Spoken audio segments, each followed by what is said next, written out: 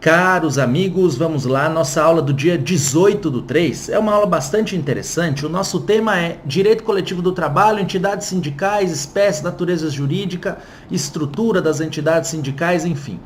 Mas o que eu separei para trabalharmos hoje nessa nossa pílula do dia 18/3? Galera, o que eu quero discutir com vocês é um tema bastante novo, um tema que está em voga, está sendo discutido, que é a medida provisória 873 do governo do presidente Jair Bolsonaro. E essa medida provisória, em alguns momentos ela vem sendo atacada, em outros momentos ela vem sendo preservada pelo judiciário. Nós temos decisões díspares a respeito dessa medida provisória 873, mas eu quero discutir com vocês dois elementos específicos que quem tem o nosso curso de segunda fase já teve a oportunidade de trabalhar, mas evidentemente eu não posso deixar esse conteúdo, tamanha importância, tamanha envergadura dele, preso à segunda etapa. Não, eu tenho que trazer esse conteúdo para a galera da primeira fase também, até porque eu quero muito que vocês de primeira fase comecem a conhecer os nossos produtos de segunda fase, os nossos produtos de sentença, porque a preparação para o concurso da magistratura do trabalho, lembrem-se, ela é concomitante, porém preponderante. O que isso quer dizer? Ainda não superei a primeira etapa. Preponderantemente eu tenho que estudar a primeira etapa, mas concomitantemente eu vou estudar as demais etapas, as etapas escritas do concurso. Essa análise se faz necessária, fica a dica aí, viu galera? Então vamos lá, MP 873, ela alterou o texto da consolidação das leis do trabalho, e aqui os pontos que eu queria tratar com vocês. O primeiro deles é o artigo 578 da CLT, o artigo 578 da CLT. Estou olhando aqui no computador porque estou com a medida provisória aberta aqui, viu galera? Então não vou olhar para a câmera enquanto eu estiver lendo aqui, vamos lá. As contribuições devidas aos sindicatos pelos participantes das categorias econômicas ou profissionais ou das profissões liberais representadas pelas referidas entidades serão recolhidas, pagas e aplicadas na forma estabelecida nesse capítulo, sob a denominação contribuição sindical, desde que prévia, voluntária, individual e expressamente autorizado pelo empregado. Alexandre, o que é que a reforma trabalhista quis me falar aqui? Primeira coisa que a gente precisa observar nesse ponto, galera. A reforma trabalhista não, a medida provisória 873. Primeira coisa que devemos observar. Contribuição sindical era compulsória e passou a ser facultativa.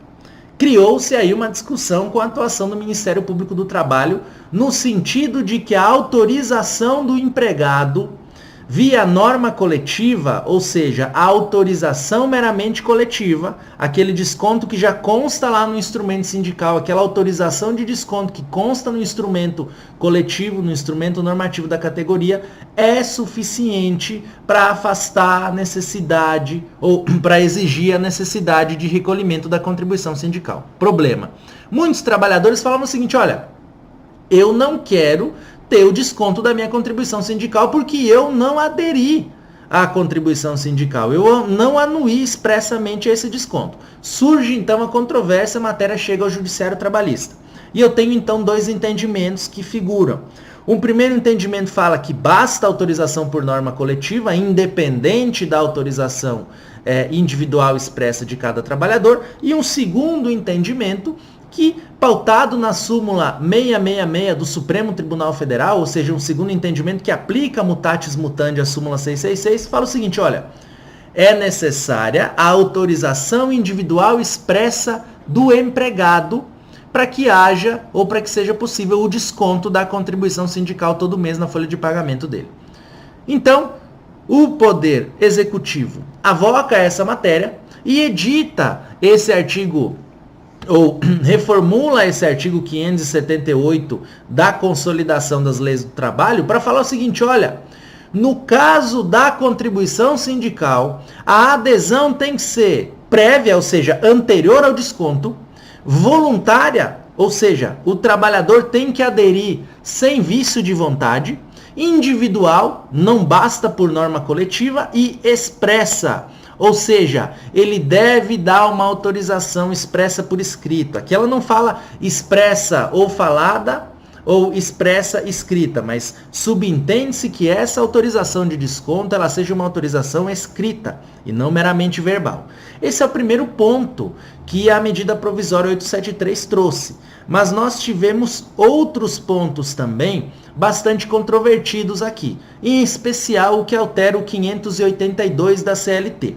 Esse sim, talvez seja um ponto um pouco mais agressivo, um pouco mais tendente a limitar, a mitigar a atuação aos poderes do sindicato, porque ele fala o seguinte, ó: a contribuição dos empregados que autorizarem prévia e expressamente o recolhimento da contribuição sindical será feita exclusivamente por meio de boleto bancário ou equivalente eletrônico, que será encaminhado obrigatoriamente à residência do empregado ou, na hipótese de impossibilidade de recebimento, à sede da empresa. Vejam só, a partir do momento que a Constituição da República reconhece a autonomia das associações, ela assume um poder liberal, um poder diretivo, um dirigismo, de não interferir na organização e na estrutura daquela entidade privada, até por falta de princípio ou por falta de lei específica sobre o tema, Se analisarmos o 5º, inciso 2 da Constituição Federal, ele fala que ninguém é obrigado a fazer ou deixar de fazer alguma coisa,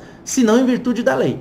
E o que se sustenta quanto ao 582, e é o que vem prevalecendo, é que a atuação do presidente da República aqui invadiu uma esfera privada. Ou seja, ele pode delimitar, num primeiro momento, de que forma ou de que forma se adere ao pagamento da contribuição sindical. Isso é plenamente possível. Agora, em um segundo momento, eu não posso me ingerir, ou seja, me investir dos poderes entregues ao sindicato dentro da sua autonomia privada para estabelecer a forma como essa contribuição sindical será recolhida. A partir do momento que eu trabalho no SPEC vontade individual ou coletiva, existe uma possibilidade de atuação, até pela preservação da autonomia privada coletiva e pela preservação também da vontade individual do trabalhador. Porém, eu não posso delimitar de que forma essa contribuição será cobrada, de que forma essa contribuição será exigida. Até porque, vejam só, se existe a necessidade de enviar um boleto ao trabalhador, eu poderia sucumbir ou suprimir esse artigo 572 alterado aí pela MP 873, de modo que a voluntariedade do trabalhador significaria simplesmente o pagamento. Ele recebe a carta, não tem desconto em folha, ele vai lá e paga. Esse empregado adere à contribuição sindical. Tá? Agora, a partir do momento que eu limito a cobrança da contribuição, a autorização expressa individual do empregado, necessariamente eu tenho que permitir à entidade sindical que, quanto a esse trabalhador, se estabeleça meios de cobrança.